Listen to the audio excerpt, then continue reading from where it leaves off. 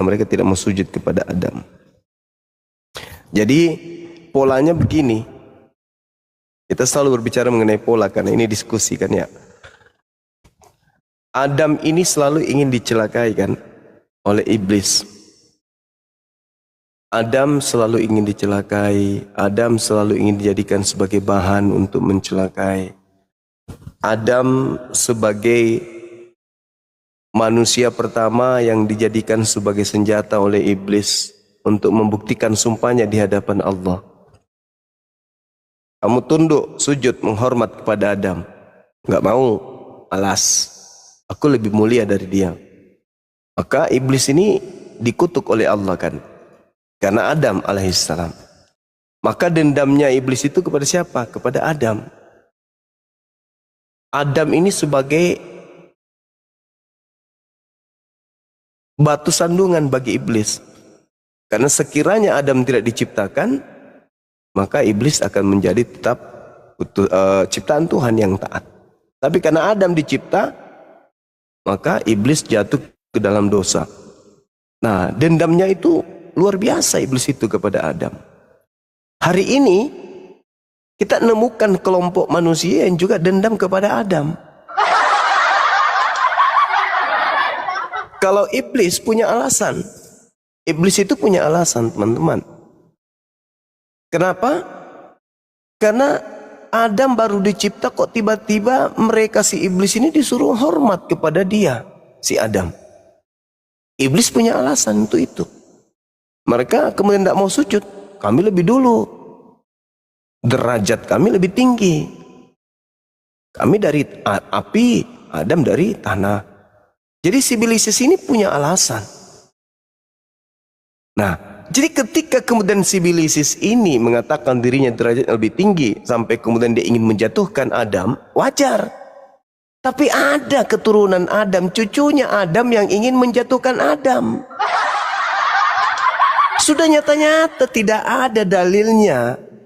Adam alaihissalam itu mewariskan dosa, difitnah, dihina, dihujat, dihinakan, direndahkan.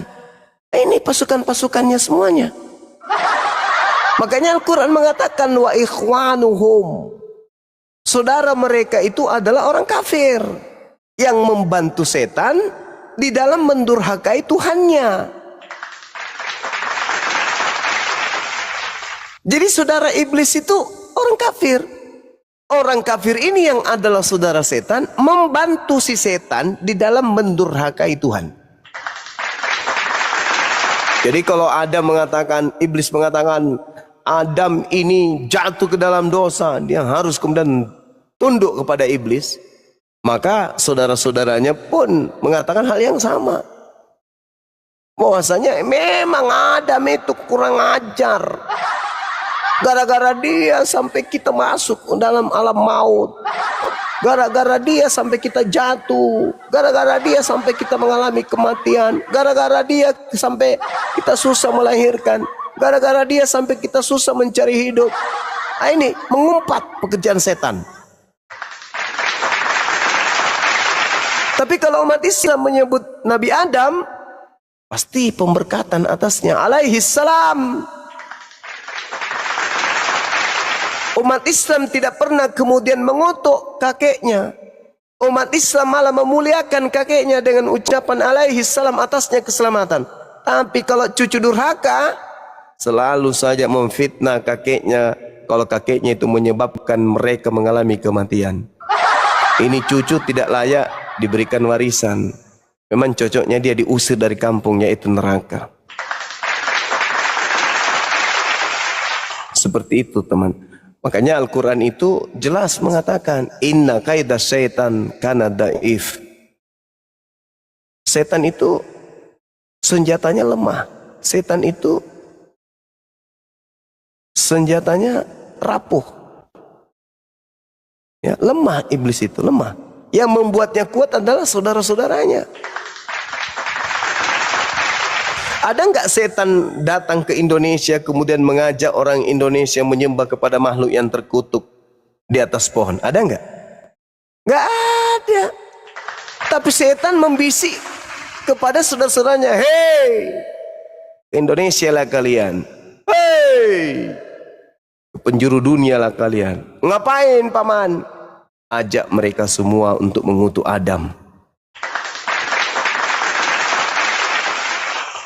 Lalu tujuannya apa paman? Nanti utusan kami jadikan sebagai bahan untuk nebus dosa Adam. Tenang aja, kami udah atur itu. Ini kalau orang berakal mainnya itu sampai ke situ. Kok bisa-bisanya lisannya orang-orang seperti ini tanpa dalil, tanpa data, mengutuk Nabi Adam alaihissalam dengan mengatakan gara-gara Adam, manusia seluruh di atas muka bumi ini dikutuk karena dosa yang diwariskan kemudian. Roma berapa itu? Roma 5 nomor 12. Fitnah yang sangat keji terhadap Nabi Adam alaihissalam. Jadi tipikalnya sama. Iblis yang datang mencobai Nabi Adam alaihissalam supaya jatuh, begitu juga mereka ini. Adam dibawa, Adam dibusuk-busukkan. Demi untuk apa? Demi untuk melancarkan aksi mereka untuk menyembah kepada makhluk yang mati secara kutuk di atas salib. Nah, jadi teman-teman sekalian, ya sekali lagi saya menghimbau, jaga anak-anak kita. Kalau ada agama yang suka memfitnah kepada tokoh-tokoh yang justru kemudian menjadi jalan keselamatan pada manusia, hindari. Nabi Adam alaihissalam, betapa mulianya beliau. Manusia pertama yang diutus oleh Allah menjadi pemimpin di atas muka bumi ini. Berjasa, berkat beliau kemudian kita ada di atas muka bumi. Kita yang harusnya setiap saat berterima kasih kepadanya, tetangga kita malah mengutuknya. Nabi Isa alaihissalam, Nabi yang mengajak Bani Israel kemudian kembali kepada hukum Taurat sebagai jalan menuju kepada Allah. Beliau manusia suci, terkemuka di dunia dan di akhirat. Mereka fitnah lagi, mati dengan jalan kutuk demi dosa-dosa mereka. Belum cukup sampai situ, belum puas di situ, belum. Pencipta langit dan bumi pun tidak lepas dari fitnahan mereka.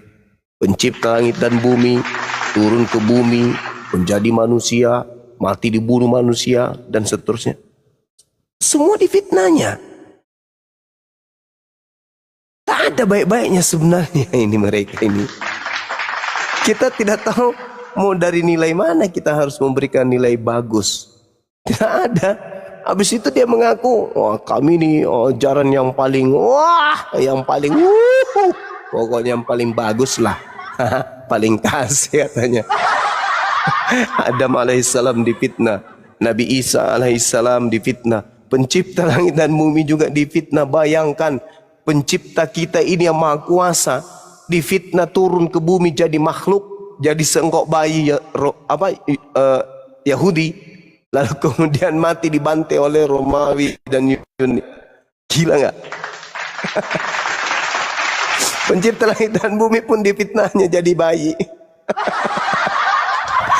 Allahu Akbar. Ngapa nania tolokam maka masih Nabi Adam memberikan kemudian dirinya sebagai kakek. Darah daging beliau turun sampai ke dia.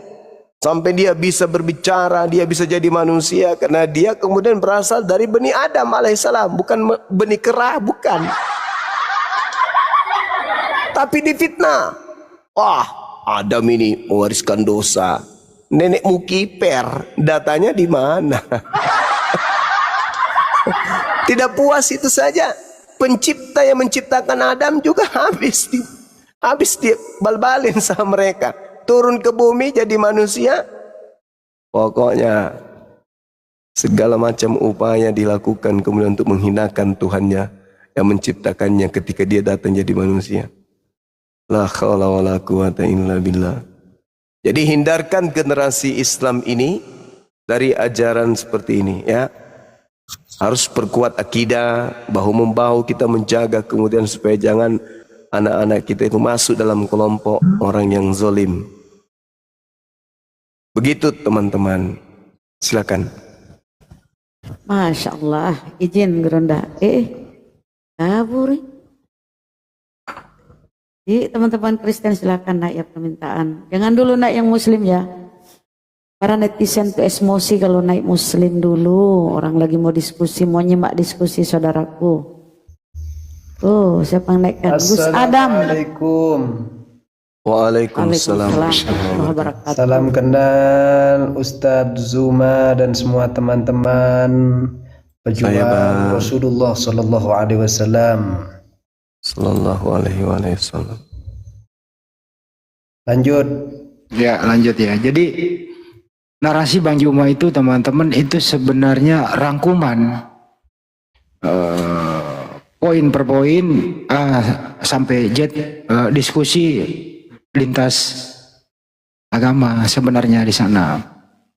Itu poin per poin di sana. Artinya apa? Antara Nabi Adam dan iblis. Ini sampai ke bawah sampai sekarang ini. Gitu loh ya. Artinya apa?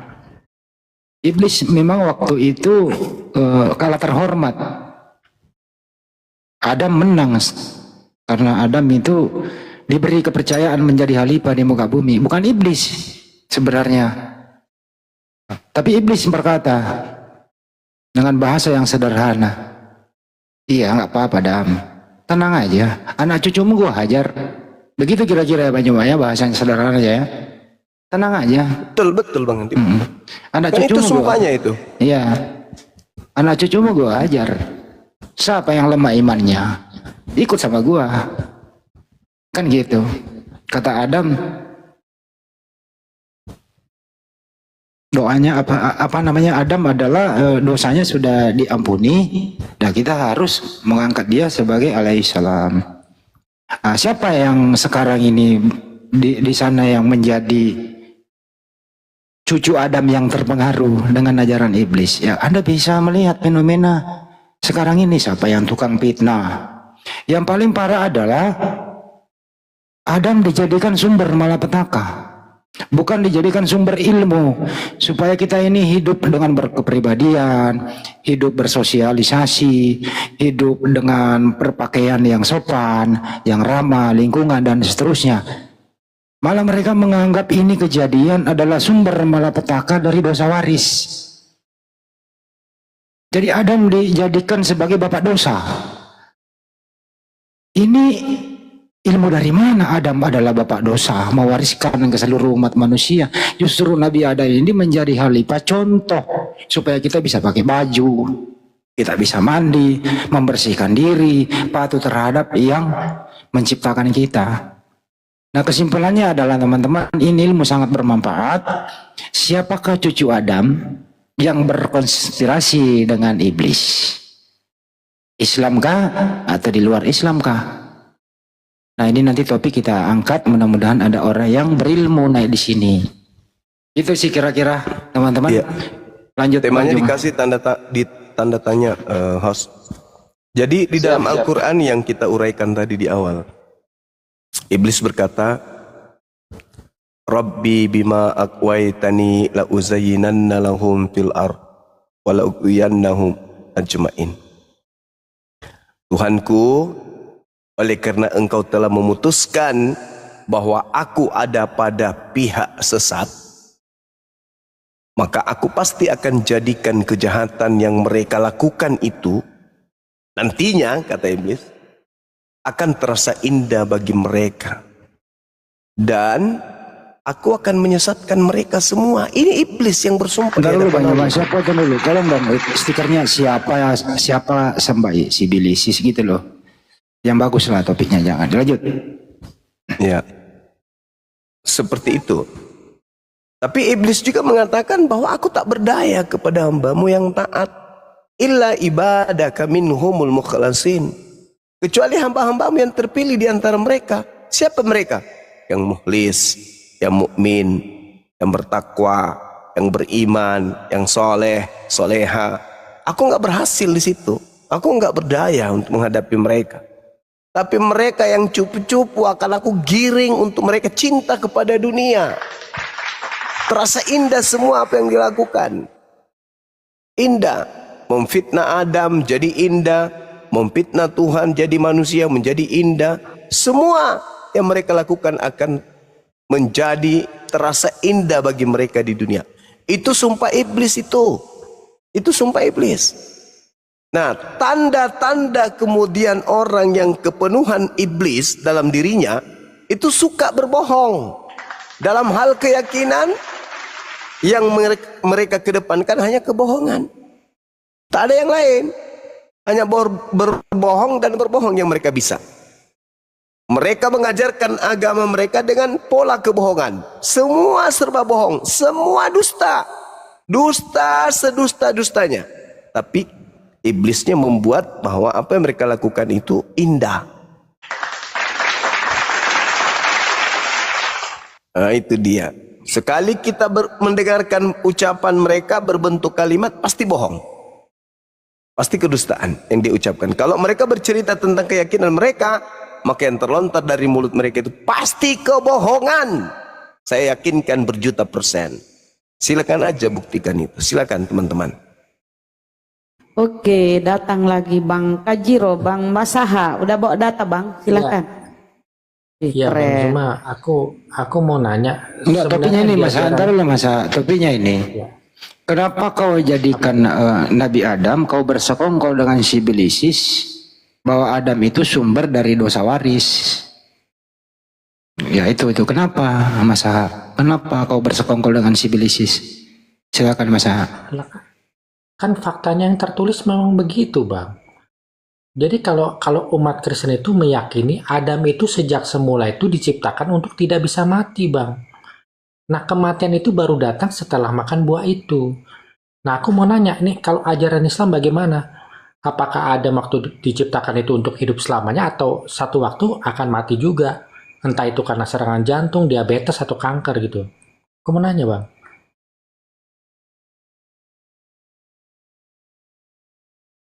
Oke, silakan Gurunda. Gimana Bang Zuma? Adam alaihissalam itu dicipta oleh Allah untuk mengisi bumi. Ya. Nah, artinya kalau kalau Adam alaihissalam dicipta untuk mengisi bumi, berarti Adam ditempatkan pada alam yang menuju kepada kebinasaan. Tempat kekalnya di mana? Di jannah, baru mereka kekal. Adam dicipta oleh Allah bukan untuk di sana. Proses awal penciptaannya itu untuk mengisi bumi menjadi pemimpin. Ya. Nah, nanti setelah dia di bumi, dilihat upaya mereka kemudian hidup, apa yang menjadi ketetapan ketentuan Tuhan, mereka taat kepada ketentuan itu diupah jannah. Begitu juga sebaliknya, yang kufur terhadap perintah Allah diupah neraka, gitu loh. Ya, kita beda di sini Bang Zuma. Ya kan jelas tadi Bang Zuma bilang kalau di dalam Islam ya Adam diciptakan memang nantinya akan mati gitu loh. Nah, kalau menurut umat ajaran Kristen nggak begitu.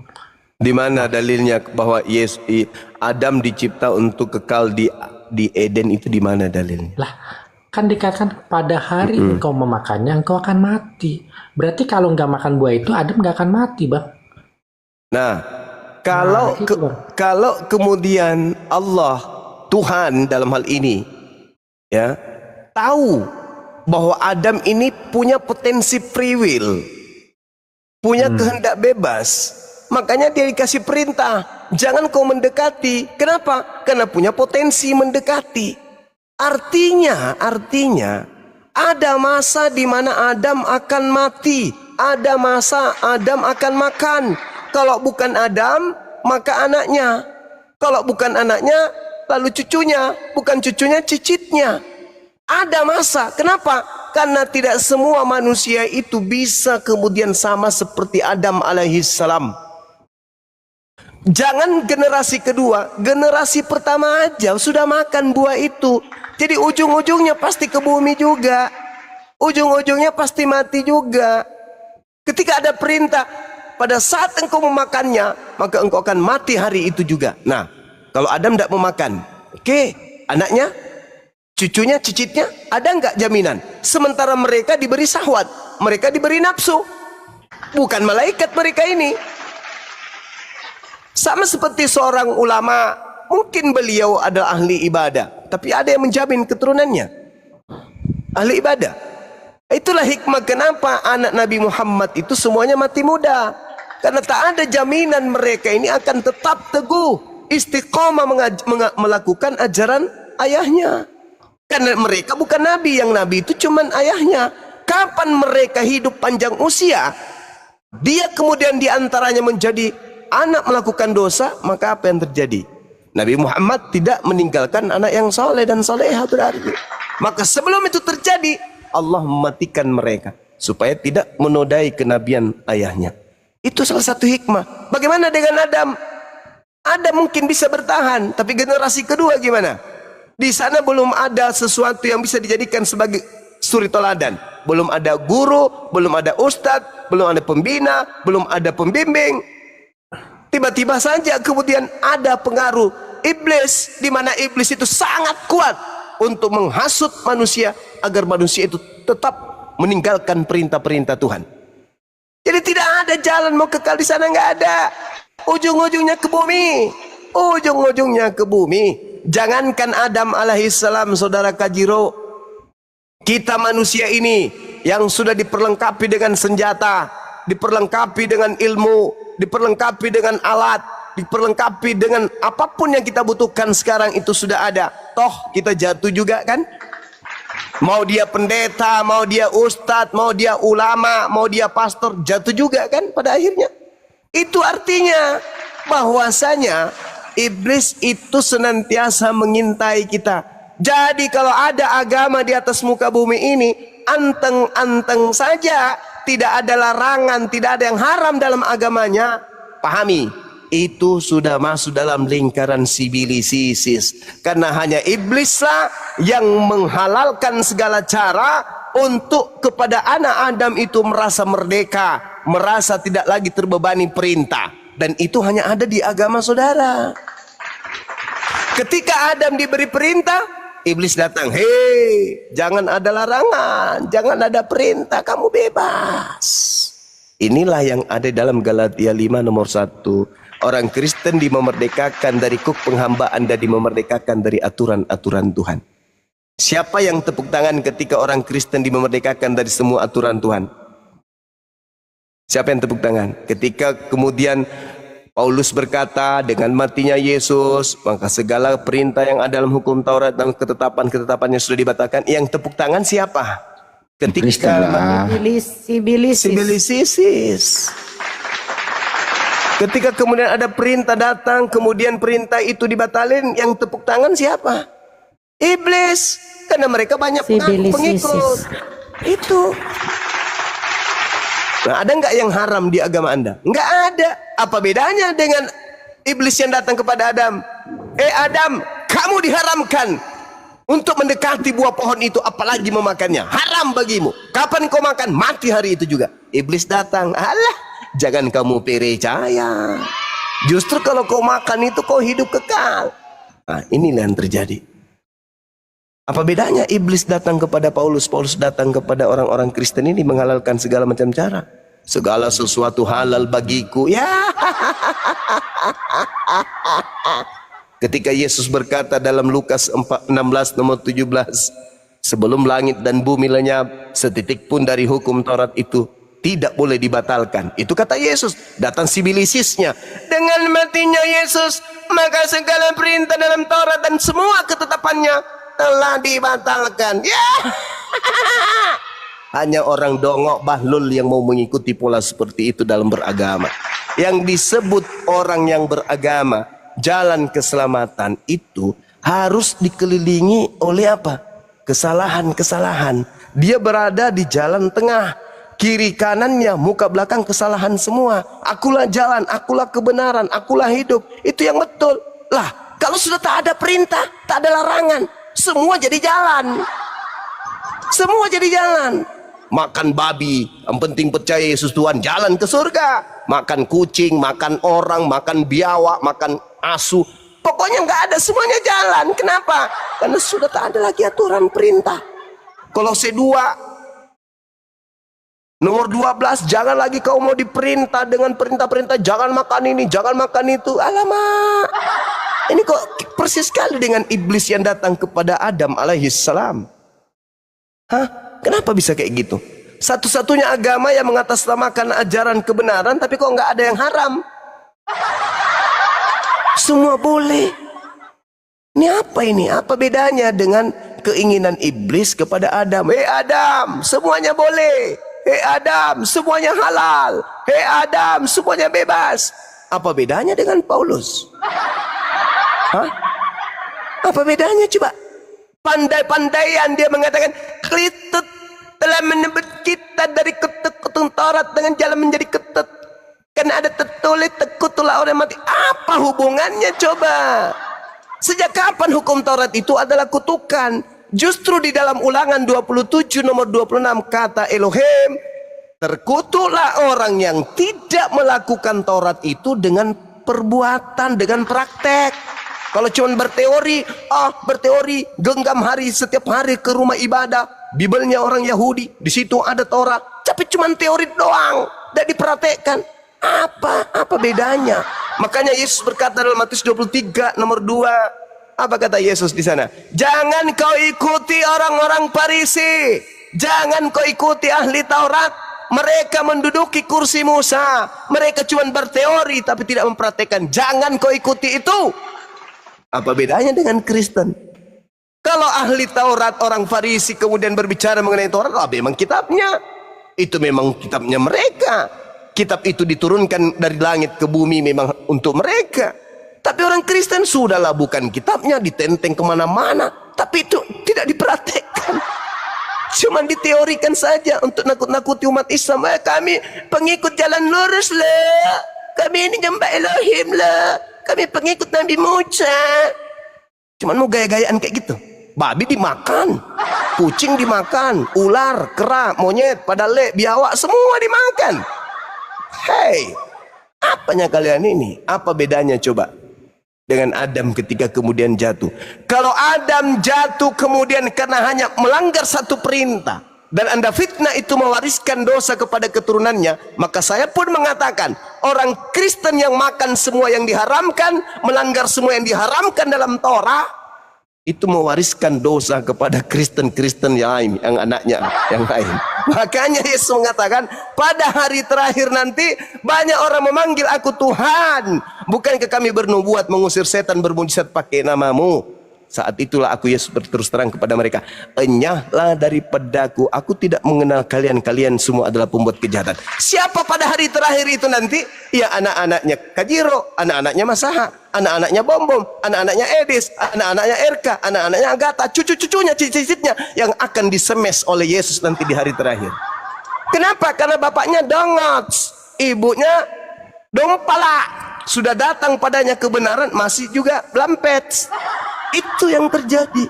Udah Al-Quran datang menasehati, orang-orang Islam duduk dalam perkara ini menyampaikan Yesus hanya mengajarkan begini loh, Yesus menerangkan kayak gini loh. Tidak, mereka tetap aja mengikuti yang menghalalkan segala perintah. Wah, cantik kali hidupnya. Bedanya dengan sibilisis apa kira-kira? Coba kita baca Kolose 2 ya. Dikatakan begini, di data kita langsung ke 16-nya. Karena itu janganlah kamu biarkan orang menghukum kamu mengenai makanan dan minuman, atau mengenai hari raya, bulan baru, atau hari Saban. Bah, tak boleh lagi katanya.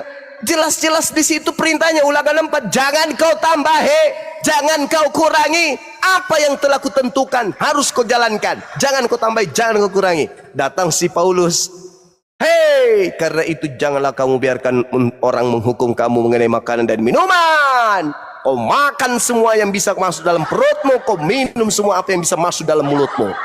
Semua ini hanyalah bayangan dari apa yang harus datang, sedang wujudnya adalah Kristus. Hey! Janganlah kamu biarkan kemenanganmu digagalkan oleh orang yang berpura-pura merendahkan diri dan beribadah kepada malaikat. Mana ada orang beribadah kepada malaikat, ngadi-ngadi, serta berkanjang pada penglihatan-penglihatan dan tanpa alasan membesar-besarkan diri untuk pikiran duniawi, sedang ia tidak berpegang teguh kepada kepala, dari mana seluruh tubuh yang ditunjang dan diikat menjadi satu oleh urat-urat dan sendi-sendi menerima pertumbuhan ilahiyah. Hai! Ilahiyah juga dibawa-bawa. Apabila kamu telah mati bersama-sama dengan Yesus, apa pernah tulis dan bebas dari roh-roh dunia, mengapakah kamu menaklukkan dirimu pada rupa-rupa peraturan? Wow, seolah-olah kamu masih hidup di dunia. Wow, jangan kamu mengikatkan dirimu kepada rupa-rupa peraturan. Bebas, kayak monyet, kayak kerah, nggak ada aturannya. Jangan lagi kamu diatur. Jangan makan ini, jangan jamak ini, jangan rasakan itu, jangan sentuh ini. Semuanya itu hanya mengenai barang yang binasa oleh pemakaian dan hanya menurut perintah dan ajaran-ajaran manusia. Aduh, peraturan-peraturan ini walaupun nampaknya penuh hikmat dengan ibadah buatan sendiri, seperti merendahkan diri, menyiksa diri, tidak ada gunanya. Selain itu hanya untuk memuaskan hidup duniawi. Weh, mama hukum Tuhan dibilangnya tidak ada gunanya. Betul-betul. Sudah gitu diikutin. Siapa yang tepuk tangan kemudian ketika aturan-aturan Tuhan itu dianggap tidak ada gunanya? Siapa yang tepuk tangan? Sibilisis. Sibilisis. Tepuk tangan. Itulah kalian. Makanya Yesus itu menendang kalian tendangan putar tanpa balasan. Nyerahlah daripadaku. Kalian semua adalah pembuat kejahatan. Kenapa? Kalian mengikuti sibilisis. Itulah kalian. Didatangkan Islam, didatangkan Nabi Isa, didatangkan Islam kepada kalian. Tidak mempan. Pokoknya kami tidak mau ikuti aturan Tuhan. Kami sudah bebas. Galatia 1 nomor Galatia 5 nomor 1. Kita bacakan ya. Kita lihat data-data yang ada di dalam pengajaran Paulus ini. Bagaimana Paulus ini mengajak manusia meninggalkan hukum Tuhan. Apa kata dia? Supaya kita sungguh-sungguh merdeka. Merdeka dari mana, Cak Ayu? Hei, Hukum Taurat. Kau mau merdeka dari Hukum mana? Taurat. Marilah kita Hukum supaya Tuhan. kita sungguh-sungguh merdeka. Kristus telah memerdekakan kita. Dari apa? Dari apa kamu dimerdekakan? Dari mana? Karena itu berdirilah teguh. Dan jangan kamu mau lagi dikenakan ku penghambaan. Sudah tak mau lagi menghambakan diri. Jago kali. Sesungguhnya aku Paulus berkata kepadamu, jikalau kamu menyunatkan dirimu, Kristus sama sekali tidak ada gunanya bagimu. Ajaran dari mana lagi ini supaya dapat? Sekali lagi aku katakan kepada setiap orang yang menyunatkan dirinya bahwa ia wajib melakukan seluruh hukum Taurat. Terus kenapa kalau memang wajib melakukan hukum Taurat? Bukankah itu perintah Tuhan? Kenapa kamu yang sewat? Kenapa kamu yang marah? Kenapa kamu yang membatasi? Lu lebih Tuhan daripada Tuhannya Yahudi? Barang siapa yang memotong ujung nonotnya, maka dia wajib melakukan seluruh hukum Taurat. Ya bagus dong. Karena dengan menjalankan hukum Taurat manusia bisa selamat. Kok jadi kayak hukum Taurat itu momok yang sangat menakutkan? Apa bedanya dengan ular tua yang datang kepada Adam? Adam, jangan kau tidak makan buah ilmu pengetahuan baik dan jahat. Jangan, makan dong. Jangan lagi kau mau diperhamba dengan perintah-perintah kayak gitu, dibatas-batasi masalah makanan, minuman. Jangan, aturan-aturan apa itu. Makan. Makan Oke, Bang Juma, saya bantah. Katanya makan. Ya. Nah, jadi Paulus dengan sibilisis yang datang kepada Adam, bedanya apa? Kira-kira bedanya apa? Iblis, ular tua, mengajarkan Adam untuk jangan mau dibatasi makan minum. Paulus datang mengajarkan Kristen untuk jangan membatasi diri makan minum. Kira-kira bedanya iblis dengan Paulus itu apa? Paulus itu pilihan Tuhan Yesus. Bentar, kepasi ini dulu Kojiro. Kalau Jero silakan dibantah dulu kalau Jero. Nah, apa bedanya Paulus dengan iblis? Sama-sama ingin menghapus perintah Tuhan. Silakan. Kolor hijau. Gini loh Bang, ini memang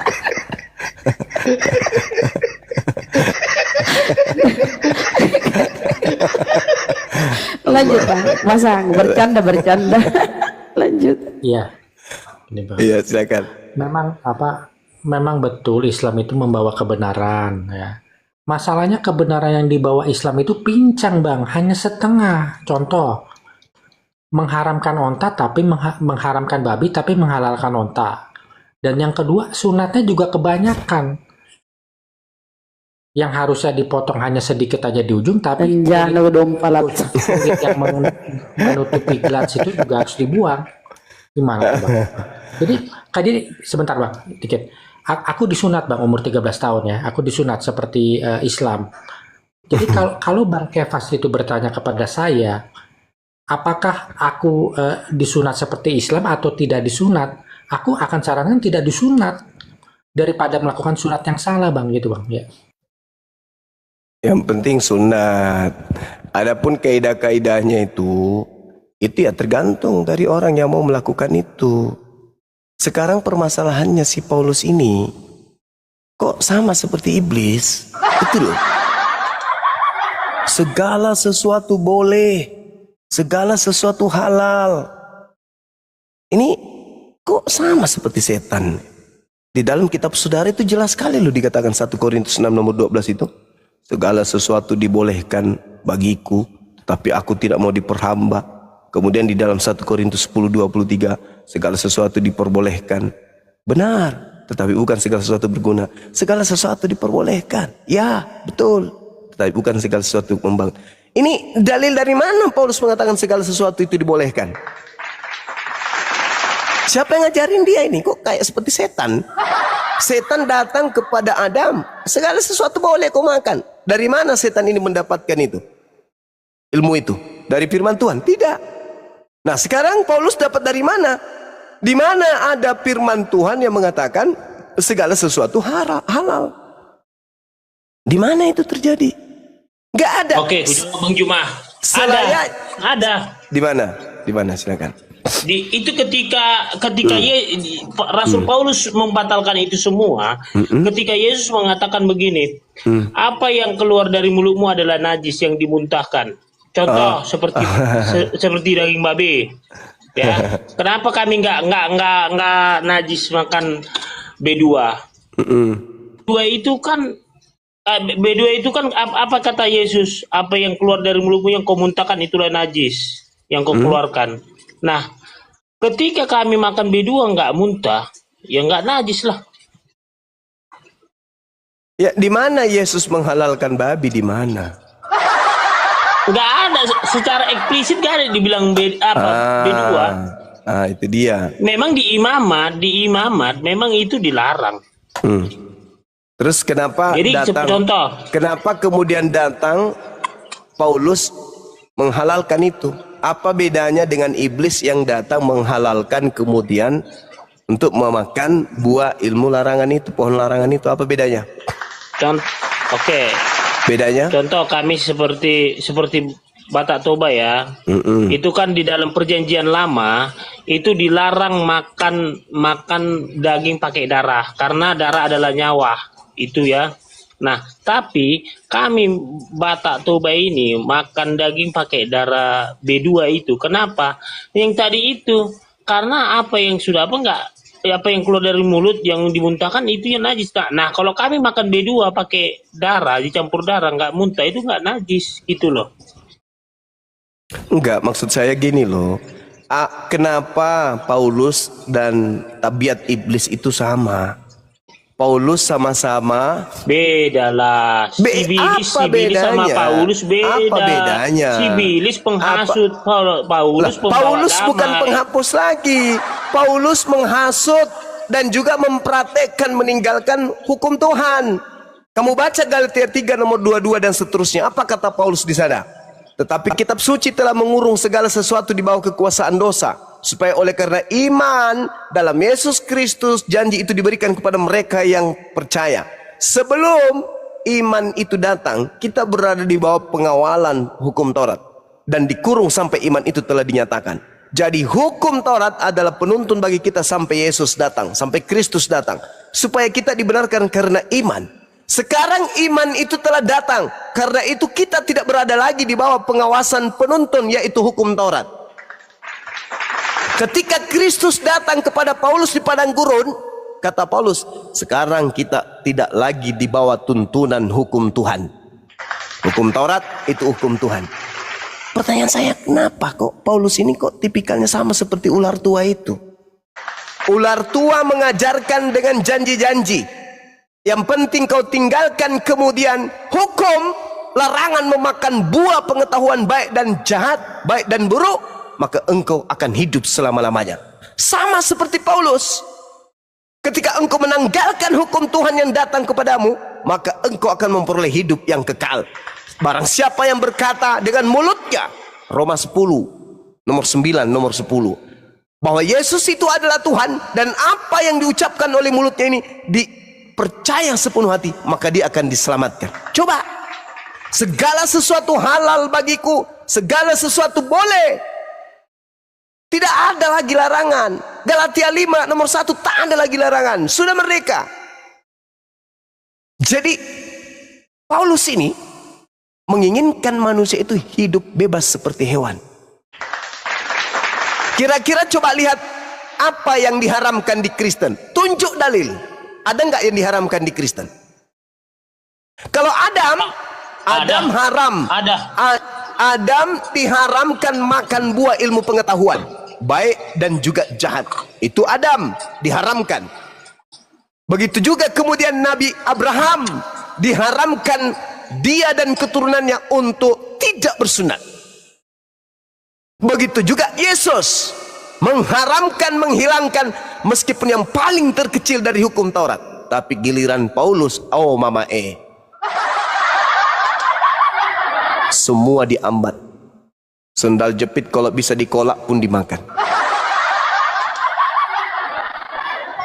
Pertanyaan saya, kenapa kok mirip? Paulus ini kok mirip? Lagian juga Yesus menubuatkan kan, iblislah yang menjadi bapakmu dan kamu mau melakukan keinginan bapakmu. Dia adalah pembunuh manusia pada mulanya. Padanya tak ada kebenaran. Bila berkata ia berdusta. Ia berdusta. Itu. Itu Mas NU itu, Mas NU Dia bapak segala dusta. Sebab dia berkata dengan dusta. Dalam dusta kuku jerat engkau dengan tipu daya. Ini kenapa kok pulang? Bagus dibuat itu korps. Kenapa jadi kayak gini, saudara? Itu Mars NU itu. Kenapa? Makanya coba. Tadi Anda mengatakan ada perintah haram di Kristen. Yang mana itu? Haram apa di Kristen? Nggak boleh kita berkata-kata kotor seperti Bang Juma itu. Mana dalilnya? Mana dalilnya? Ayo, tunjukkan saya dalilnya. Silakan. Dalil apa? Dalilnya haram berkata kotor dalam ajaran Kristen. Silakan. Dalilnya tunjukkan, kempes dalilnya tunjukkan. Mana? Kepas, masa kempes. Kepas ya. Lihat aja itu buah-buah roh di Galatia. Lihat aja buah-buah Ya, roh. berarti Paulus bikin aturan. Setelah dia membatalkan segala aturan, dia bikin aturan. Jadi sekarang ketika Anda taat untuk tidak berbicara kotor, yang Anda taati siapa? Bapak lo. Siapa tuh? Siapa Bapak? Yesus. Paulus. Mana Tuhan ada? Yesus. Tidak bisa. Yesus mati. Yesus mati untuk membatalkan segala perintah yang ada dan ketetapan yang ada dalamnya. Gak bisa dong. Coba Anda baca Galatia 3 yang saya bacakan tadi. Apa yang dikatakan? Sekarang iman itu telah datang. Karena itu kita tidak berada lagi di bawah pengawasan penuntun. Sebab kamu semua adalah anak-anak dewa. Karena iman dalam Yesus Kristus. Karena semua kamu dibaptis dalam Kristus, telah mengenakan Kristus. Dalam hal ini tidak ada orang Yahudi atau Yunani, tidak ada hamba atau orang merdeka, tidak ada laki atau perempuan, karena kamu semua adalah satu di dalam Kristus. Dan jikalau kamu adalah milik Kristus, maka kamu juga adalah keturunan Abraham yang berhak menerima janji dewata. Jadi orang-orang Kristen ini dikatakan keturunan Abraham.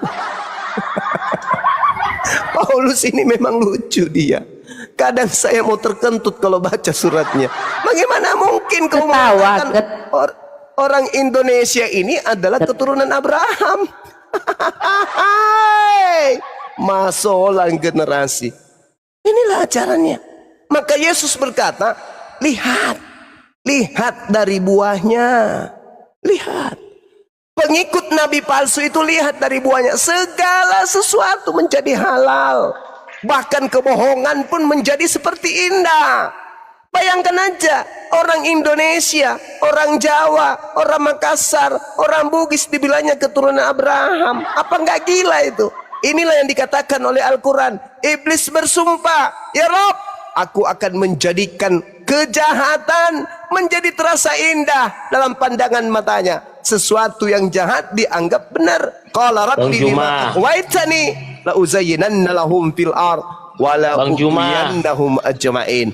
Aku iblis akan menjadikan mereka percaya kepada kebohongan. Kejahatan merasa indah. Kebohongan itu. Masakan orang Batak dibilang keturunan Abraham? Iyalah, Bang Juma gini ya. Tapi Anda anggap itu adalah sebuah kebenaran. Enggak gini loh Bang Juma. Ini nggak ada yang benar Oten dua-duanya. Yang satu namanya kolor hijau, yang satu namanya kempes. Bukan, gini loh. 12 suku bangsa Israel. Salah satunya kemungkinan besar ini suku Batak gitu loh. Makanya saya Bani Israel gitu loh. Dompala. Masolan generasi. Pace anak-anak kah? Jadi wajarlah kami udah dimatrai gitu loh. Penebusan. Aduh, setahu saya orang Bani Yakub itu mancung-mancung, Bang. Emang kurang mancung saya Bang Juma.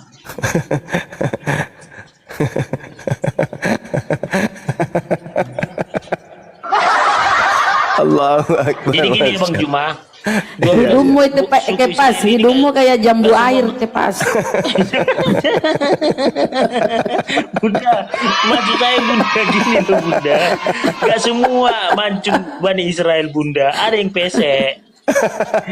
Ada yang pesek Bunda. Yang pesek itu yang habis jatuh, ketabrak, cium tanah air. Itu yang pesek. Kalau dari mereka keturunannya mancung-mancung lah. Kalau keturunan si Kepas bukan mancung, lebar, gurunda lebar. Telur.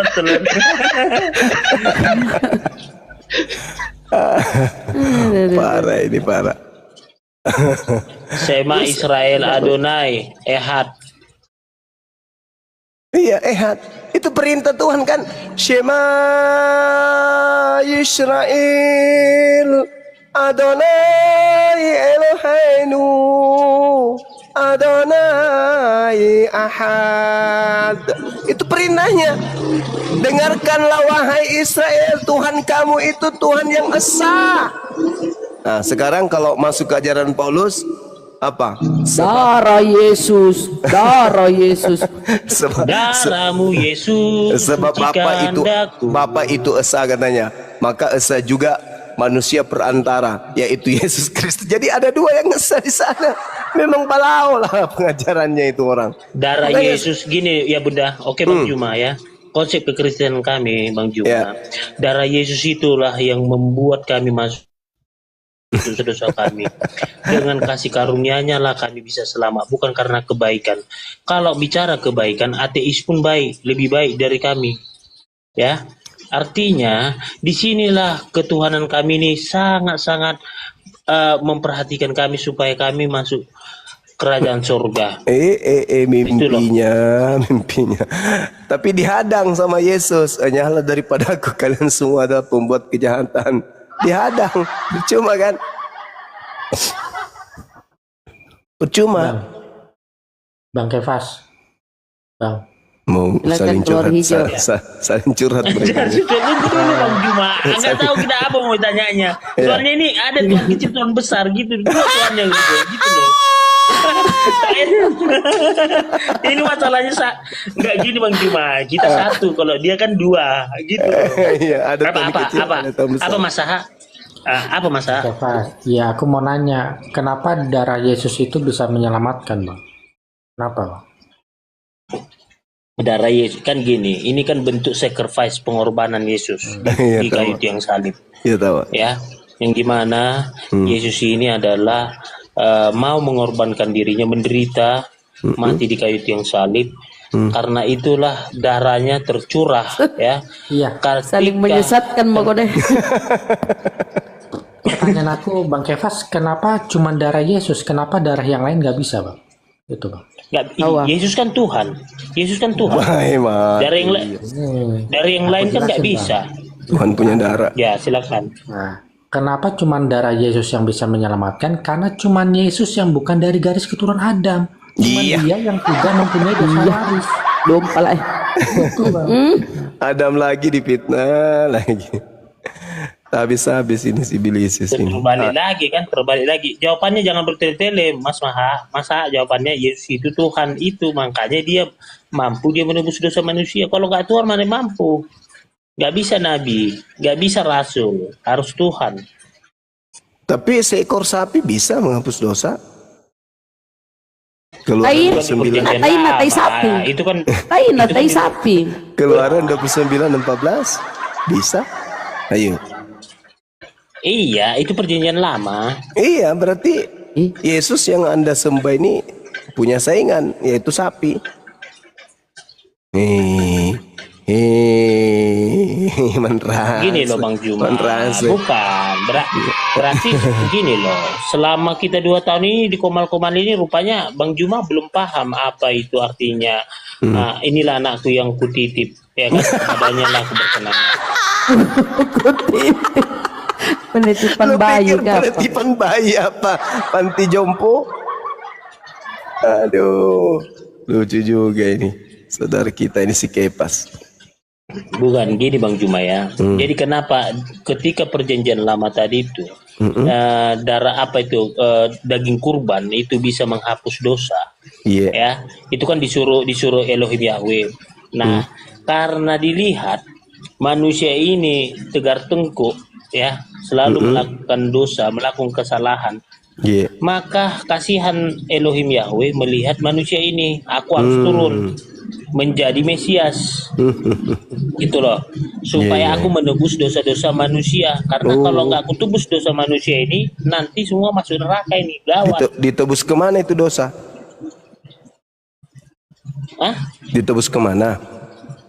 Bukan, dia yang menebus dosa. Artinya bukan masalah pegadaian ini. Iya. Kalau tebus menebus itu kan pegadaian. Gimana ini ceritanya? Bang. Jadi gini, Biar aku jawab. masaha Gini, Bang. beda masaha. Tuhanmu dua, Tuhan kecil sama Tuhan besar. Di situ kita beda masaha. Kalau saya kan satu. Kita udah beda juga masaha. Sulit masaha. Lebih sulit lagi masaha dua. Bang Iya. Juma satu, Kak. Saya satu, gitu loh. Aku mau jawab Iya. pertanyaan Bang Juma tadi loh. Itu jadi darah Yesus itu ditebus kepada racun buah kuldi. Itu jawabannya. Boy, buang. Kenapa nggak racun kobra? Ular kobra. Salah ente. Darah Yesus itu ditebus kepada si Bilisis. Karena yang dikutuk kan si Bilisis. Sedangkan darah Yesus itu untuk melepaskan kutuk.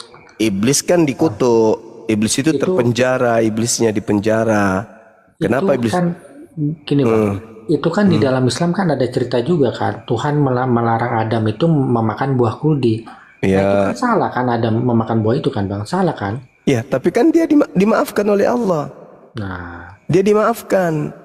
gini Bang. Nah, Eliezer menembak Yosua. Eliezer kemudian meminta ampun. Dosanya pasti diampunin. Tapi apakah dengan meminta ampun Yosua akan hidup kembali? Kan enggak. Nah, Adam itu memang dosanya udah diampunin, tapi buahnya sudah terlanjur dimakan. Itu loh. Jadi maksud lo? Efek dari dosa itu tetap ada gitu loh. Maksudnya? Nah, gini loh Bang. Iya, LBS di kan kita langsung main dalil aja. Dalil di mana dalilnya? Adam itu mewariskan dosa itu dalilnya di mana? Setahu saya Adam mewariskan ilmu pengetahuan kan kepada. tadi aku udah bilang Bang. Pada waktu Adam itu memakan buah itu, Adam itu belum punya anak Bang. Tapi perintahnya apa? Sebelum dia makan buah perintahnya apa? Beranak cucu lah, iya kan? Iya, benar tapi gak? kan belum punya anak Bang. Belum punya anak dia. Sekarang begini. Adam dicipta oleh Tuhan untuk di bumi sebagai pemimpin, betul? Betul ya. Nah, sekarang pertanyaannya, ketika dia menjadi pemimpin, tugasnya banyak. Menaklukkan burung-burung di udara, ikan di lautan, binatang yang melata, betul? Iya, betul. Bahkan dia diminta untuk menguasai bumi ini, menaklukkan bumi ini. Pertanyaan saya, kalau Adam tidak tahu baik dan buruk, bisa nggak dia menaklukkan bumi? Bisa Bang. Bagaimana caranya? Kan karena perintah itu diberikan kepada Adam sebelum Adam makan buah itu. Iya, Berarti tahu. kan Adam itu sudah memiliki kecerdasan untuk menangkap perintah itu dong. Logikanya kan begitu. Oh, bukan. Bukan. Justru karena Adam belum tahu baik dan jahat, maka dia makan. Buktinya di dalam kitab saudara yang Anda gunakan itu, begitu dia makan buah, maka dia tahu dirinya telanjang. Artinya tadi dia telanjang tapi dia nggak tahu. Kenapa dia nggak tahu? Karena dia nggak paham baik dan buruk itu. Oh, ternyata telanjang itu buruk. Begitu dia makan, maka dia sadar kalau telanjang itu buruk. Nah sekarang, saudara lihat monyet. Monyet itu telanjang. Monyet itu sadar nggak kalau dirinya telanjang? Tidak. Kenapa? Karena dia tidak mengetahui baik dan buruk. Nah, monyet ini bisa nggak menjadi pemimpin di bumi? Tidak. Kenapa tidak bisa? Karena dia tidak tahu baik dan buruk. Jadi untuk menguasai alam semesta ini, Adam harus dipersenjatai ilmu pengetahuan baik dan jahat. Ini baik, ini jahat, ini nggak boleh. Jadi apa yang terjadi di Gan Eden itu? Apa yang terjadi di Gan Eden itu hanya membuktikan bahwa Adam ini sudah layak turun ke bumi ini menjadi pemimpin. Syukran Bunda Mila, Masya Allah. Itu hanya supaya dia diketahui oleh malaikat yang lain, oleh makhluk lain. Ini loh, coba lihat Adam. Dia mampu kemudian menaklukkan. Ketika dia salah, maka dia kembali kepada aku. Makanya dikatakan kemudian bahwa Adam itu diberkati.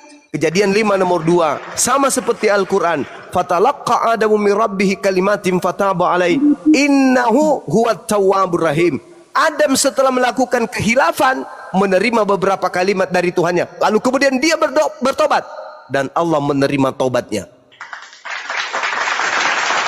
Itu yang betul. Jadi ketika di Gan Eden, di situ tempatnya uji coba bahwa Adam ini memang sudah layak untuk jadi pemimpin di atas muka bumi. Buktinya, apa yang aku ciptakan berupa alat sensor yang ada pada dirinya, yaitu akal dan juga syahwatnya, itu bisa dideteksi oleh iblis.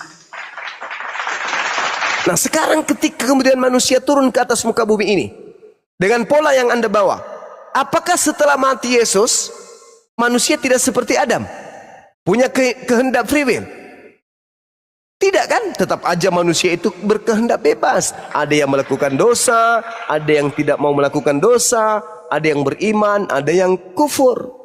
Tidak ada hubungannya. Itu hanya kalian buat-buat saja. Demi apa? Demi nafsu kalian untuk menghapuskan firman Tuhan. Itu alasan kalian. Kalian memfitnah Adam demi untuk menghapuskan segala aturan-aturan Tuhan. Makanya muncul pertanyaan, apa bedanya Adam dengan Paulus dengan iblis? Bedanya di mana? Sama-sama ingin membebaskan manusia dari aturan Tuhan. Sama-sama mengajak manusia untuk ingkar kufur kepada Tuhan.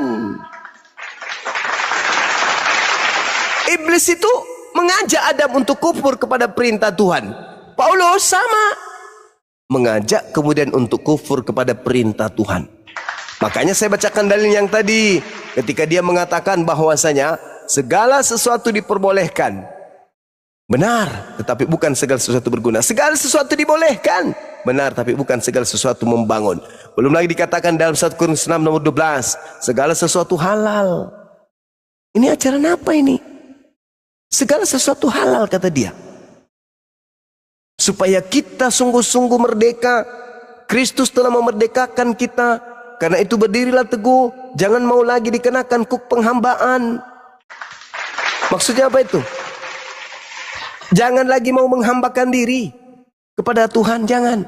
Sekarang sudah bebas, bas. Mau makan apa aja boleh. Gak ada lagi tuh halal haram, gak ada. Semuanya boleh. Sedangkan kalau di Al-Quran tidak. Perintah dalam Al-Quran senantiasa mengajak, jangan engkau makan yang haram, tapi makanlah yang baik-baik aja. Itu perintah dalam Al-Quran. Sama seperti ajaran Tuhan kepada para nabi.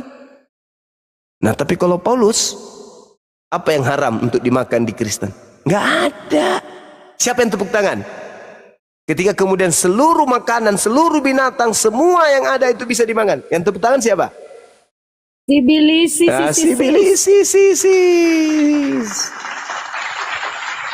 Begitu kawan.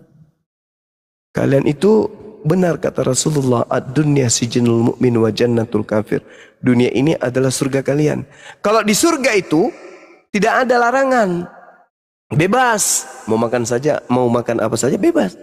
Karena sudah bukan lagi tempat ujian, tapi tempat membalas, tempat menerima balasan dari lulusnya kita dari ujian. Bebas. Tapi kalian menjadikan dunia ini surga kalian. Tak ada larangan, mau ngapain aja boleh. Tak ada larangan. Kalaupun ada aturan yang muncul itu bukan dari Tuhan lagi, tapi dari Paulus. Ya. Ya, Muhammad sendiri kan menghalalkan onta. Apa bedanya dengan Paulus yang menghalalkan babi? Nah, saudara, itu. Hukum yang datang kepada Bani Israel itu mengikat Bani Israel. Bukan untuk bangsa lain. Tapi Kristen beda. Kristen tidak ada hukum yang datang dari Tuhan untuk mereka. Tetapi mereka kemudian nyamar-nyamar sebagai pengikut Bani Israel. Lalu apa? Menghantam jantung daripada pengajaran para Nabi Israel. Dihapuskan semuanya itu. Kalau Nabi Muhammad kagak. Aturan yang datang kepada Bani Israel, silakan kepada Bani Israel. Tapi ketika datang Nabi Muhammad, memiliki pola aturan yang berbeda. Makanya Yesus mengatakan apa? Masih banyak yang ingin aku ajarkan kepadamu, tapi belum sanggup untuk kalian tanggung. Tapi ketika ia datang, yaitu seorang penolong lain, dialah yang akan mengajarkan segala sesuatunya kepadamu tentang keadilan, tentang kebenaran, tentang pengisapan dunia akan dosa. Itu ucapan Yesus. Berarti akan ada seorang penolong lain yang datang mengajarkan segala sesuatunya. Itu yang harus diikutin. Bang, ya kalau gitu Kristen nggak apa-apa dong makan babi, kan kami bukan orang Israel. Yes, sebelum utusan Tuhan dari langit diutus untuk seluruh umat manusia. Betul sekali. Sebelum Nabi Muhammad datang, kalian mau makan babi, mau makan sepatu, mau makan kuku kuda, silakan. Mau makan tanduk biawak, silakan Anda makan. Mau makan telur singa juga boleh kalian makan. Karena tidak ada aturan yang datang kepada kalian, tidak ada nabi yang datang kepada kalian. Karena nabi-nabi yang datang hanya kepada Bani Israel dan mengikat hanya kepada Bani Israel. Mazmur 147 nomor 19 nomor 20. Hukum-hukumku yang datang kepada Yakub dan aturan-aturanku kepada Israel tidak kuberikan kepada bangsa yang lain. Nah, kalau ada perintah pada saat itu, jangan engkau makan babi, itu hanya untuk Bani Israel. Kalian mau makan babi, tidur sama babi juga boleh. Karena perintah itu bukan untuk kalian.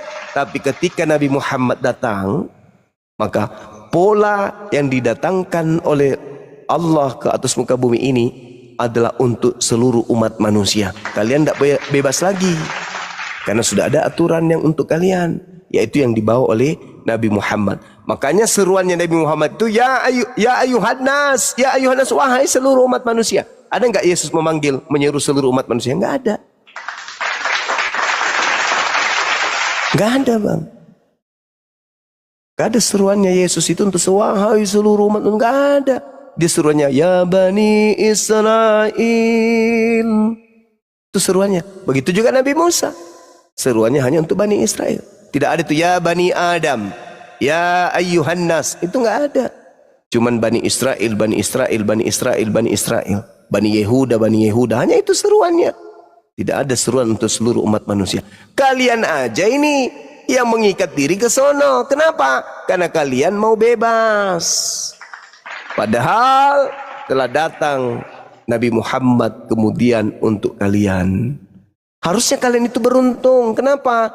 Karena datang kepada kalian seorang Nabi yang mengajarkan segala sesuatunya untuk supaya kalian masuk ke dalam jannah, hidup kekal di sana. Tapi kalian tolak, malah kalian ikut kepada Paulus. Contoh lucunya ya, contoh lucunya, Saudara Kajiro, dengarkan uniknya kelucuan daripada ajaran Kristen.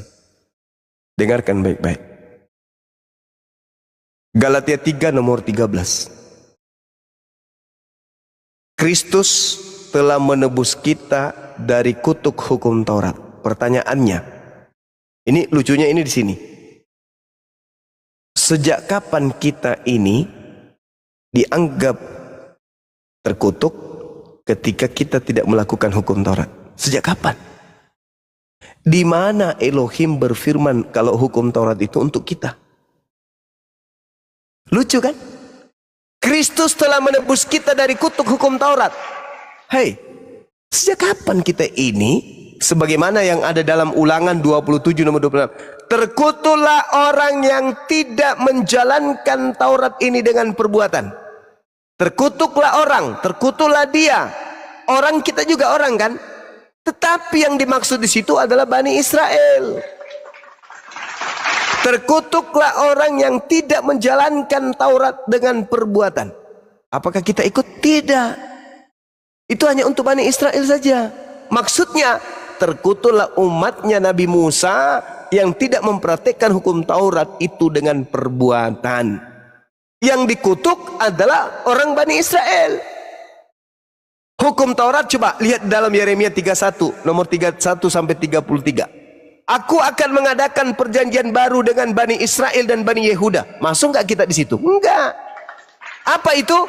Aku akan menanamkan hukum Taurat ke dalam batin setiap Bani Israel dan Bani Yehuda. Bukan di kita. Ulangan 33 nomor 4. Hukum Taurat itu adalah milik kepunyaan Bani Yakub. Ulangan 4, ulangan 6, hukum Taurat itu mengikat kepada Bani Yakub. Mazmur 147 ayat 9, nomor 19-20, hukum-hukumku yang datang kepada Yakub dan aturan-aturanku yang datang kepada Israel tidak aku berikan kepada bangsa lain. Nah, lalu kenapa Kristus mati untuk membebaskan kita dari hukum-hukum Bani Israel? Emang hukum Bani Israel itu untuk kita? Kan bukan. Seibarat kemudian Undang-Undang Dasar 45 dihapuskan, lantas orang Amerika berkata, yes, kita sudah dibebaskan dari Undang-Undang Dasar Negara Republik Indonesia tahun 1945. Nyambung nggak? Ya nggak nyambung. Lah undang-undang itu mengikat rakyat Indonesia, kenapa orang Amerika sana yang merasa merdeka? Ya mereka merdeka aja kapan saja, karena mereka tidak terikat oleh hukum yang ada di negara kita ini. Kristus telah menebus kita. Kita sejak kapan? Yang benar harusnya Kristus telah menebus Bani Israel dan Bani Yehuda dari kutuk hukum Taurat dengan jalan menjadi kutuk. Karena Israel dan Yehuda, sebab ada tertulis, terkutuklah dia yang mati digantung di atas tiang salib. Itu kalau begitu dalilnya, itu baru tepat. Karena hukum Taurat itu memang hanya untuk Bani Israel dan Bani Yehuda. Tapi kalau untuk kita, Lu aja kali, aku kagak. Aku nggak mau nyamar-nyamar jadi Bani Israel atau Bani Yehuda. Jadi orang yang merasa ditebus Yesus dari hukum Taurat dan bukan Bani Israel dan bukan Yehuda, mereka adalah serigala pemakan daging. Gitu kawan, pahami itu. Makanya Yesus datang. Coba nanti ya, Yesus itu kan ada dua tuh. Terakhir, Yesus itu kan ada dua. Yesus yang asli yang hanya untuk Bani Israel, dan Yesus yang mengajak kemudian seluruh manusia menjadi pengikutnya. Nah, itu dua, beda. Yang satu mengatakan begini dalam Matius 10 nomor 5 nomor 6. Yesus berpesan kepada ke-12 muridnya, jangan kamu ke bangsa lain, atau jangan kamu masuk ke jalan orang Samaria, tapi pergilah kepada domba-dombaku yang sesat dari Bani Israel. Itu pesan Yesus yang asli. Pesan Yesus palsu, pergilah ke seluruh dunia, jadikanlah seluruh manusia jadi pengikutku. Yang satu mengatakan ke domba yang sesat dari Bani Israel saja. Yang satu mengatakan jadikan seluruh manusia jadi pengikutku. Dua Kristus yang berbeda. Itu. Dua Kristus yang berbeda ini. Harusnya Anda paham bahwasanya ketika Yesus mengatakan jangan ke bangsa lain, dan ada lagi Yesus yang mengatakan pergilah ke seluruh bangsa lain, jadikan mereka semua adalah pengikutku. Harusnya Anda sudah sadar di situ. Oh, ternyata kita ini mengikuti Yesus yang salah. Nah, apa endingnya, Bung? Nanti Anda tanggapi apa endingnya. Jadi hari ini orang Kristen ke gereja menyanyi di sana. Ya Bapa, ya Anak, dimuliakanlah namamu. Datanglah. Nah, kiamat kalau dia datang, dirubah, bahaya. Berilah kiranya kepada kami berkat, anak-anak kami, cucu kami, cicit kami, beri berkat hingga pada hari kebangkitan. Jangan suruh datang kiamat nanti. Nah, itu yang kamu lakukan setiap hari, setiap hari. Jadi harapan saudara itu mengikuti Yesus anak Maria. Begitu kemudian kamu ikut terus bermujizat, bernubuat, mengusir setan, wah gagah-gagahan. Di depan umat Islam kalian enak aja ngomong, wah kami ini adalah anak-anak perjanjian, kami adalah anak-anak Abraham, kami adalah anak-anak Israel rohani. Banyak macam kalian sampaikan ke kami. Kami ini ajaran kasih, segala macam. Harapan, tinggal harapan ketika nanti Kristus palsunya sudah dilempar ke dalam api neraka. Yang tinggal apa? Yesus yang asli. Kalian datang. Karena tinggal satu Yesus. Yang satu sudah di neraka lebih dulu. Yesus yang aslinya yang tinggal. Kalian datanglah ke yang asli ini. Sus, iya paman, bukankah kami ketika di dunia bernubuat pakai namamu, mengusir setan pakai namamu, bermujizat pakai namamu? Kata Yesus pada saat itu, pada hari itulah aku akan berterus terang kepada mereka, enyahlah daripada aku, kalian semua adalah pembuat kejahatan. Aku tidak mengenal kalian. Loh, kalian akan terpenganga. Kok bisa? Kok bisa? Ya iya, karena kalian mengikuti si Kristus palsu. Aku ini yang asli hanya untuk Bani Israel. Loh, sana di neraka ikuti Kristusmu yang asli, yang palsu itu. Enyahlah daripada aku, kalian semua adalah pembuat kejahatan. Udah aku bilang, aku hanya untuk Bani Israel. Aku bukan untuk kalian. Sudah ada contoh. Sebelum kalian ada contoh. Seorang wanita datang kepadaku, bertemu langsung denganku, bercakap denganku, memohon kepadaku. Langsung, apa yang kuberikan kepada dia? Aku katakan apa? Ada dalam kitabmu. Tidak layak roti yang disediakan untuk anak diberikan kepada anjing. Aku diutus hanya kepada domba yang hilang dari umat Israel. Benar Tuhan Yesus, tapi bukankah anjing makan sampah yang jatuh dari meja tuannya? Besar imanmu ibu, jadilah seperti apa yang engkau inginkan. Anaknya sembuh, tapi si anjing tidak berubah menjadi domba. Sudah kuperlihatkan contoh, kitab itu sampai di tanganmu. Orang yang bertemu aku aja, bicara dengan aku aja, memohon kepada aku aja, ku berikan stempel di jidatnya, engkau adalah gogok.